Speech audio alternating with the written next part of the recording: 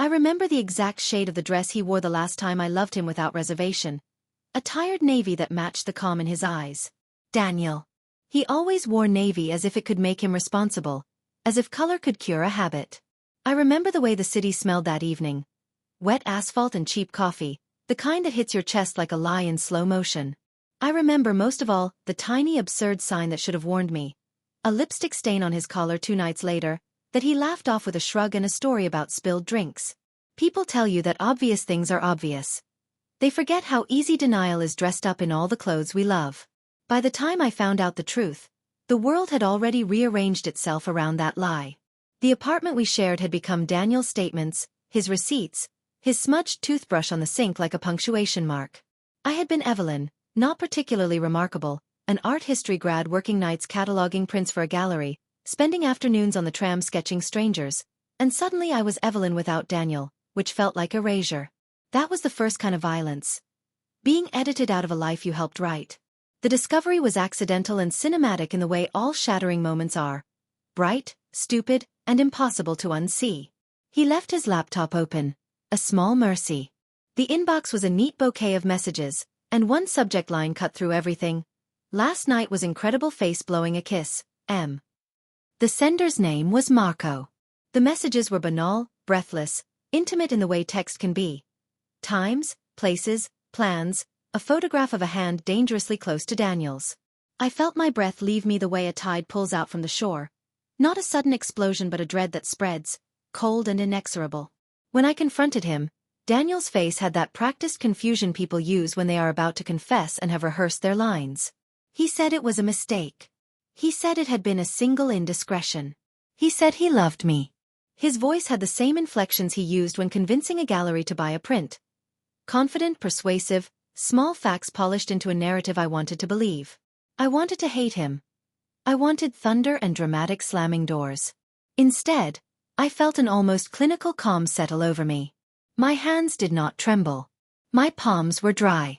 I was aware of my own heartbeat as if someone else were beating my ribs like a drum.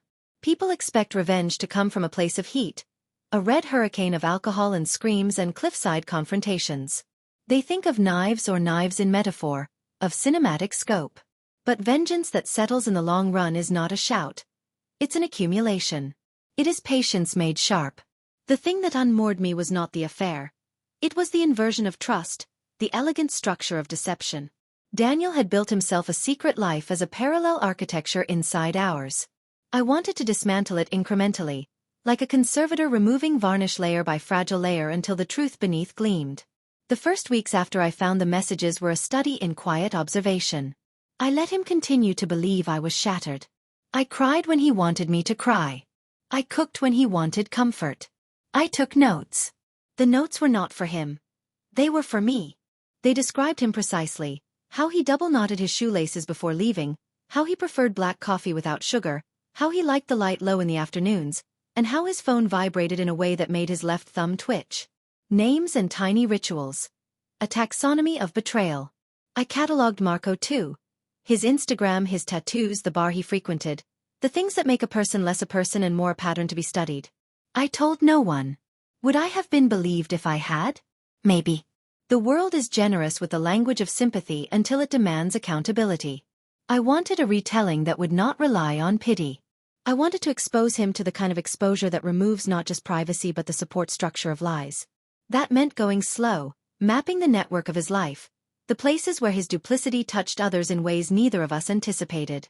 Daniel's weakness was his ego, and his ego had a footprint larger than his discretion. He was known in his social circle as the kind of man who arranged things for people, who introduced friends to jobs and acquaintances to dinners. He cultivated reciprocity like a hobby. So I started to cultivate my own version of him. I went back to work and grew quieter in public. I learned not to flinch when he touched me. I drew him with flat, unflinching lines. Art had taught me an important thing. The most devastating portraits are the ones where the artist refuses to flatter. I would treat Daniel the same way. Stage 1 was subtle humiliation. I contacted his colleagues individually with small, seeming innocuous concerns.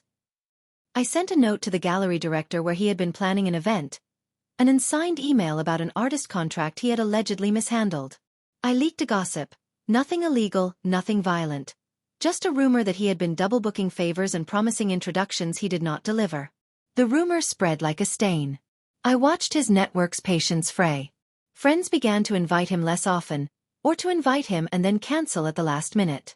It mattered less whether the emails were true in substance. What mattered was that the veneer of his reputation had tiny fractures. I could have exposed his affair straight away. It would have been the easier path to a public shaming. But public shaming is cheap and often fleeting. People roll their eyes and wait for the next scandal. I wanted something that would settle into the architecture of his life longer than a viral wave. I wanted him to taste the precise kind of isolation he made for me. So I removed his support systems one by one. A man who exists on favors and reputation will, when those favors dry up, find himself gasping for the simplest kindnesses. Then I turned my attention to Marco. He was careless in ways my Daniel was not. Marco's arrogance came from proximity to power, the thrill of the forbidden. He had a small following online, a cluster of admirers. I slid into that orbit with a gentleness that I am proud of and ashamed by. I became a spectator and a whisper. I used aliases with measured charm, stepping back just enough to be intriguing. It was not a lie. It was a performance. People reveal themselves when they think no one they care about is watching. My plan was not a single event but a series of orchestrated failures. I wanted to engineer not violence but exposure, to draw a map of his double life and make it legible to everyone who mattered. I hacked his vanity. I began with things small and irrefutable, a credit card charge here, a reservation confirmation there. I arranged for photos to be accidentally taken. A camera flashed at dusk outside the bar where he met Marco. A neighbor's security footage that caught him stepping into a taxi with the wrong woman and the wrong smile. All of these pieces were curated, edited, and then delivered like a dossier to the people whose opinions meant the most to him. It was necessary that the evidence feel organic. If it reeked of manipulation, it would be dismissed as revenge porn, and I was adamant that I would not stoop to an act that would harm me as much as it might harm him. So I created a story that the city could tell itself. Chance meetings, curious sightings, the sort of gossip that self-corrodes when it reaches a man's inner circle. Daniel defended himself with anger at first, then with apology, then with silence. Each stage of his reaction gave me more information about his vulnerabilities. The psychological part, the delicious cruelty I had to resist and yet savor, was watching him learn how to be unimportant. People who spend their lives as social currency rarely see how fragile their fortunes are. They mistake noise for substance. I watched him as he oscillated between trying to reclaim the life I had been erased from, and trying to perform his innocence in the faces of people whose backs he had already turned. He made a disastrous attempt to host a dinner meant to showcase his steadiness. The invitations went out, and at the last minute 3 people declined. A cousin called to say she couldn't make it, and everyone in attendance felt the ripple. The meal became a demonstration of absence. An empty chair was the only punctuation. As I tightened my web, I felt an unexpected companion in the shadows, a therapist named Dr. Hahn. I started seeing her under the pretense of needing help. In truth, I was cataloging my own feelings, naming each one as if it were a specimen. Dr. Hahn became a sounding board because the act of revenge requires not just calculation but also a moral ledger. I wanted to know if I was losing myself. I wanted someone to tell me that what I felt was human and not monstrous. Dr. Hahn listened in that clinical way that implies both concern and distance. She asked about childhoods.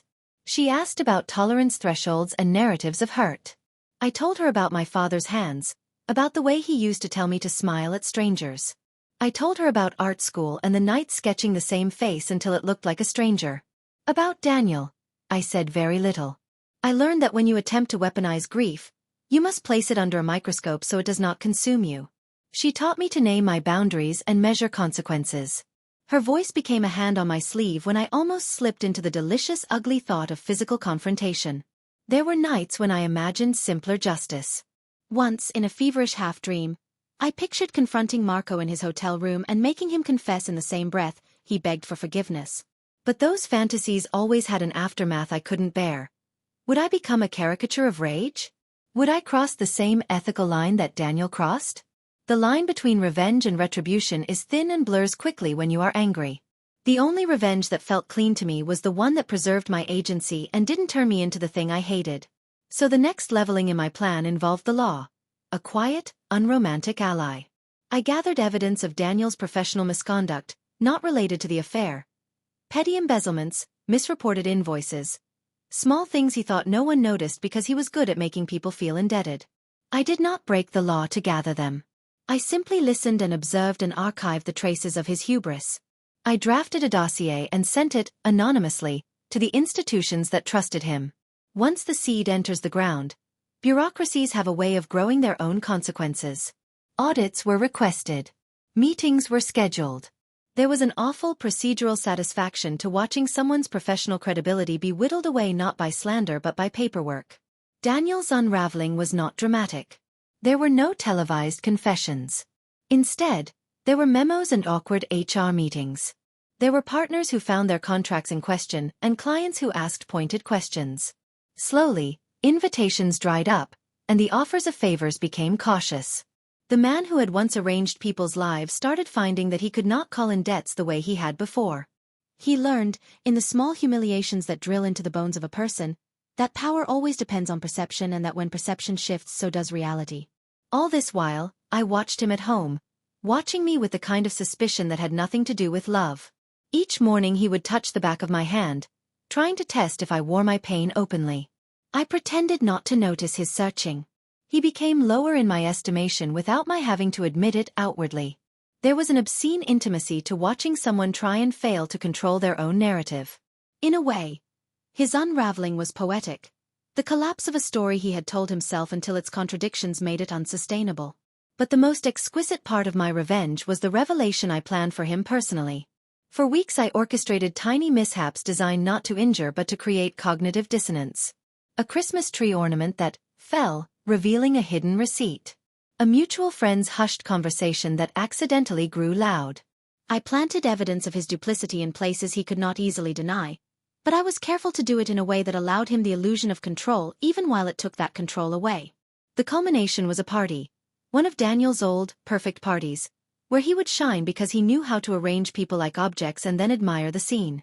I told him I would go alone, and he seemed relieved, perhaps because he thought he had me in a box. The guest list was curated by me in collaboration with a few tired friends who had watched him wear his charm thin. Marco was invited, of course. His arrogance would make him an easy puppet. The gallery director was invited, as was HR. I even managed to get the cousin to accept. The exposure was not a public shaming with a mic. I have never liked spectacle. Instead, I engineered a quiet reveal. In the middle of the party, when the music was soft and people were sipping and laughing, the screen that usually showed an artist's video loop flickered to life. It was a compilation, photographs and short videos, each meticulously dated and captioned, of Daniel with Marco. Some were naughty, some were mundane, a coffee shared, a jacket draped, a hand on a knee. The montage played with the even dispassionate cruelty of a curator showing a controversial piece. The room fell into a small suspended silence. A neighbor coughed. Someone laughed nervously. Daniel's face did not crack into rage as one might expect. Instead, he sat very still, like someone who had been plucked from a current and placed into still water. He had not prepared for the slow, documentary-style dismantling of his life.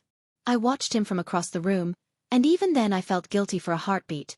Not for the act itself but for the relief I had imagined.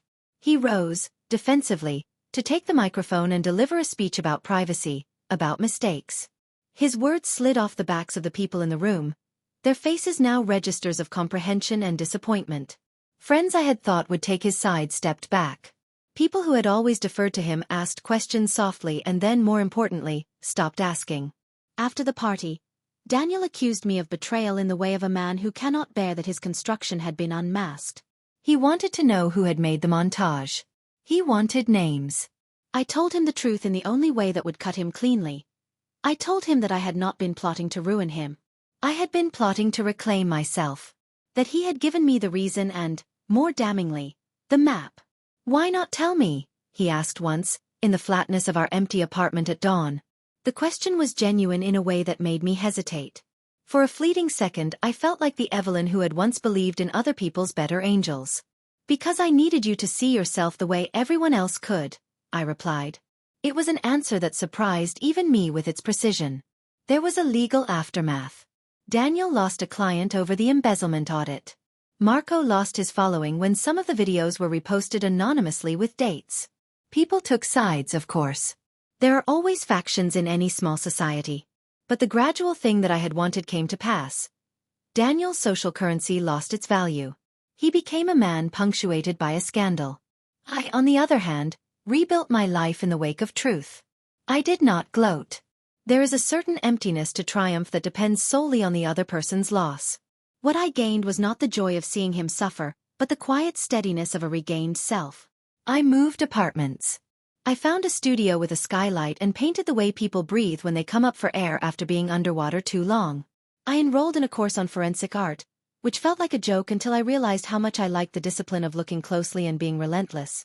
Dr. Han and I continued our sessions, not because I needed therapy so much as because I had learned the value of a listener who says, plainly, what you did had consequences, and you must live with that. Months later, Daniel texted me to say he was leaving the city. He wrote it like a question, like someone hoping forgiveness could fit into 2 lines. I read it and then deleted it. It would have been easy to reply with a flourish, to tell him I had already forgiven him or to tell him to rot. I chose neither. My revenge had never been about matching his pain. It had been about reclaiming narrative, about making the story of my life one I could inhabit without flinching. That is not to say I felt victorious in the way the movies promise. Loud, triumphant music and triumphant strutting. My victory was quieter. It was a slow return to the things I loved. The grain of paper under my fingertips, the way afternoon light registers on lead white, the subtle satisfaction of a line that finally resolves a face. I loved again in small increments. An espresso drunk with a friend who knew not to pry. A weekend visiting a museum I had previously avoided. A new man whom I dated briefly and then let go because my wounds are not currency to be spent on someone else's ego. There were nights when the memory of the betrayal returned like a phantom limb, a numbness that itched. In those moments, I would pull out the notebook where I had recorded the slow machinations of my plan. I keep it not as a trophy but as a ledger, a reminder that grief can be transmuted without becoming ugliness. The notebook is neat, a work of lines and dates, and in the margin of the first page I wrote something I return to when I want to measure myself against the woman I was. Do not become what made you bleed. It is tempting to imagine a final scene where I confront Daniel and declare my triumph in a single burning line. But real life resists metaphor at the last moment, and my revenge was never cinematic violence. It was instead a series of choices that coalesced into a life I could love again. I did not win by breaking him. I won by refusing to be broken. Years later, when I pass by the gallery where he once held court, I sometimes think I see him through the glass, a man smaller than the memory, rearranging frames. Once, I stopped and looked at a photograph in the window, a candid shot of lovers laughing, arms tangled. For a second that felt like a memory of earlier selves, I felt a strange sympathy. Not for him specifically, but for the human tendency to build false worlds and be surprised when they collapse. I carry the quiet knowledge now that the worst betrayals do not define you unless you let them. They can teach you limits and also your capacity for careful, sustained work. I will not say I am unscarred. Scars have a way of teaching you maps, but I am not a person who lives in them. I am Evelyn, with a studio, with a small circle of friends, with a life that fills the rooms I inhabit. When I tell the story now, I tell it plainly. Not as a celebration of another's ruin, but as an account of a woman who found, in the architecture of deceit, the means to build herself again. Revenge, I learned, is not a moment. It is a curriculum you give yourself. Lessons in patience, in ethics, in subtlety, in the unglamorous work of reclaiming the edges of your life. It is the refusal to let someone else write your ending. And when you take back the narrative quietly, with care and precision, you discover that victory is not loud. It is the light that filters through a skylight at noon, unremarkable and absolutely, devastatingly real. The light in my new studio tilted differently in winter, sharp and honest, and some mornings it felt as if the room itself had memory. The way dust settled in certain corners, the particular whisper of the radiator. I had imagined that once Daniel left and the paperwork closed and the city stopped circulating his name like a symptom, the knot inside me would simply unloop.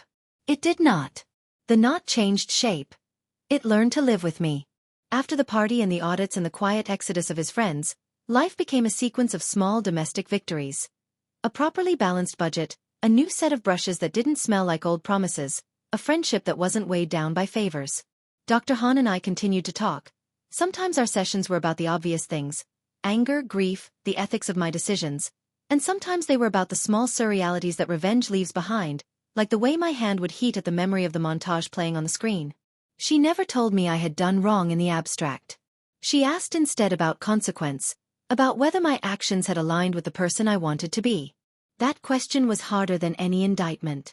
One afternoon, nearly a year after the montage, I received an email with no subject. The sender was a name I did not recognize at first.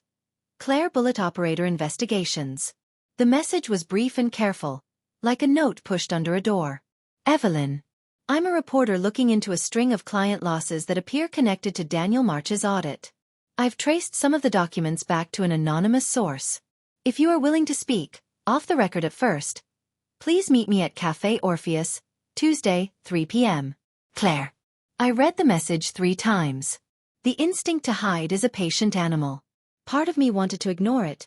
Another part, the part that liked the precise arithmetic of consequences, wanted to help. I thought of all the little bureaucratic threads I'd set in motion. The anonymous dossier, the audits, the quiet emails, and how they had rippled into someone's life beyond Daniel. Maybe those ripples had hurt people I had never met. Maybe my tidy justice had flung debris into other lives. The choice to meet Claire was less about confession and more about curiosity and, I admit, an old taste for control. I wanted to know the full map. Café Orpheus smelled like burnt sugar and newspapers. Claire was younger than I'd pictured, with a cropped haircut and a habit of tapping her pen against the table like a metronome. Her first question was simple. Did you do it? Yes, I said. My voice did not break. Her expression didn't sharpen into triumph or condemnation. It remained, oddly, expectant. Who else was hurt? That question opened a door I had kept closed. As carefully as I had dismantled Daniel, I had not considered the secondary casualties. Clients whose projects were delayed because of audits, assistants who lost contracts, partners who now hesitated to invest. Revenge focuses attention. It narrows the view until the target fills the world. I had thrown a stone and watched the ring widen without tracing its reach. Over the next months I worked with Claire, not as a co-conspirator but as a witness. She wanted to understand systems. I wanted to understand myself. Together we traced where Daniel's misdeeds had tangentially hurt others. In some cases, my evidence had helped correct wrongdoing beyond his affair. In others, my anonymous notes had contributed to layoffs or stress that was not deserved. I kept a ledger of that work in a separate notebook, one not to justify but to reckon. That reckoning changed the lens of my revenge into something I had not predicted: responsibility. Responsibility is not the same as guilt. It is a pragmatic, sometimes lonely decision to hold the full consequences of your actions in your hands and to act on them. I mediated between clients and auditors. I introduced a few of Daniel's former partners to legal counsel when they needed it. It was not redemption as narrative. It was work. Meanwhile, small new pleasures multiplied. I began a class on forensic illustration that proved less macabre than practical. It sharpened my eye and taught me patience in a new way.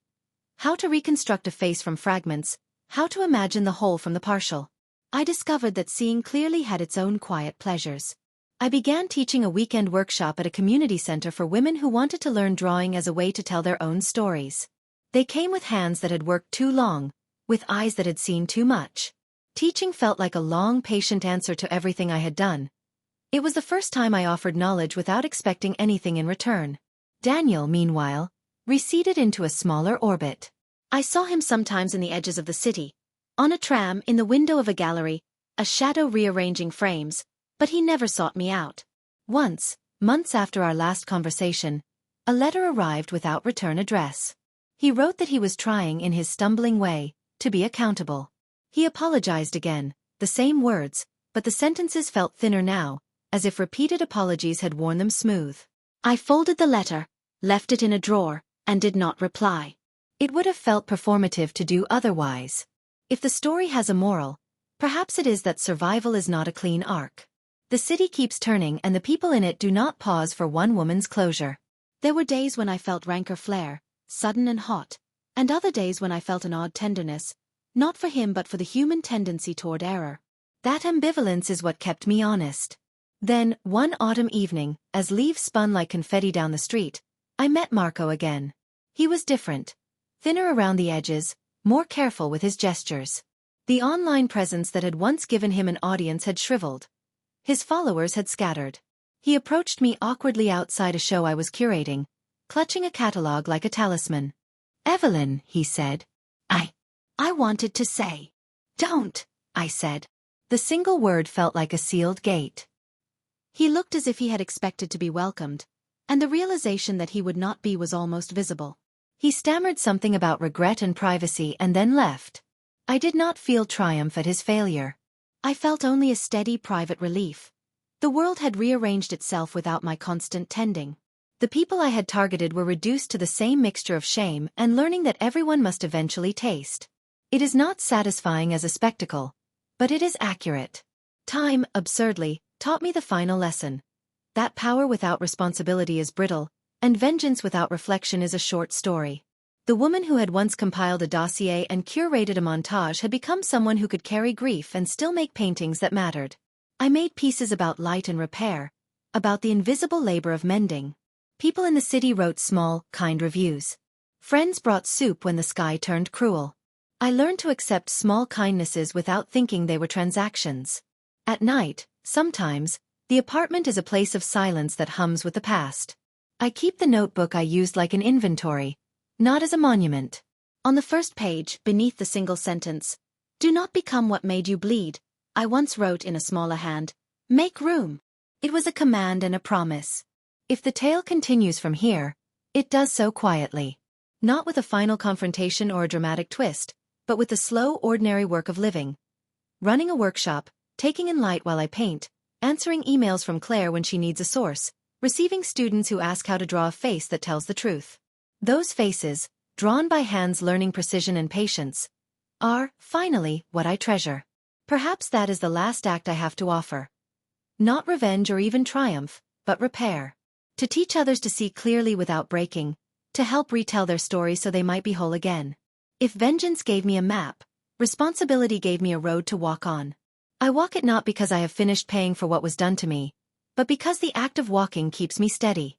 And sometimes steady is enough. The last time I saw Daniel was almost 2 years after the montage. By then, the city had changed its shape around me. The skyline sharper, the crowds younger, the light meaner. I had built a life quiet enough to be mistaken for peace. My studio was full of half-finished portraits, each face blurred at the edges like memory refusing to commit. I told myself I was healed. That lie worked until I saw him again. It was a gallery opening. Not mine, not his. Just one of those neutral social territories where ghosts come to drink free wine. He looked older, smaller. His hair had receded slightly. His suit didn't fit like it used to. He smiled when he saw me. A smile that trembled at the edges like glass before it breaks. "Evelyn," he said. "You look different." "I am," I answered. There was no venom in it. Just fact. He tried to speak again, but words died in his throat. The silence between us was heavier than our past. It wasn't hatred anymore. It was exhaustion. I realized with a strange clarity that I didn't want his pain. I wanted my life back, and I had already taken it. When he walked away, I felt something shift. Not relief, not triumph. Something emptier. Like finishing a book and realizing the story didn't end, it just stopped being yours. A week later, Claire called me. Her voice was sharper now, like a blade honed by too many truths. "Evelyn," she said, "Daniel's dead." The words were cold, flat. No music behind them. She told me it was an overdose. Sleeping pills and whiskey in a small apartment he could barely afford. No note, just an unfinished email draft addressed to me. "I finally understand." That was all it said. For a long time, I just stared at the wall, feeling nothing. No tears, no victory. Just the quiet realization that I had won, and that winning meant something else entirely. Because revenge doesn't disappear when the target does. It lingers. It finds new hosts. It stays in your hands, in your bones, like a scent you can't wash off. Weeks turned into months. The city kept moving, indifferent. I tried to paint again, but every canvas came out empty. Faces dissolved under my brush. Eyes refused to stay open. I began dreaming of him. Not as he was, but as he could have been if neither of us had broken the other. Dr. Hahn told me this was closure. I told her it felt like rot. She said, "Maybe they're the same thing, Evelyn. Maybe healing and guilt share the same shape. She was right. I decided to visit his grave in late spring. It wasn't out of sentiment. I needed to end the geometry of what we'd built. The cemetery was quiet, all low murmurs and gray marble. His stone was simple. Daniel March, 1986 to 2024. Gone but not forgotten. I stood there for a long time, the wind pulling at my hair, and whispered, "You're forgiven, but I'll never forget." It wasn't forgiveness for him. It was for me. Forgiveness as a weapon, not to hurt, but to disarm the part of me that still burned. I left a single object on his grave, a small piece of charcoal from my studio, the first tool I ever used to draw his face. That night, I returned home and painted until dawn. For the first time in years, I didn't paint him. I painted myself. Not beautiful, not composed, but raw. A woman with her hands stained in gray, her eyes fierce, her mouth half open as if about to speak. When I finished, I stepped back and realized the truth. I wasn't painting who I was. I was painting who I'd become. The painting sold weeks later at an exhibition. The buyer was Claire. She sent a note. "This isn't a portrait. It's a confession." She was right again. Years have passed now. I teach, I paint, I breathe. Some nights when the rain hits the window just right, I think of Daniel. Not the man who lied, but the boy who once made me believe the world could be kind. And in those moments, I almost wish I could tell him that I'm okay. That the story we wrote together finally found its ending. But I also know this: every act of vengeance writes two endings. One for the person who falls, and one for the person who survives. Mine is quieter, lonelier, but alive. And sometimes when the morning light floods my studio and touches the paint still wet on the canvas, I think, maybe that's enough.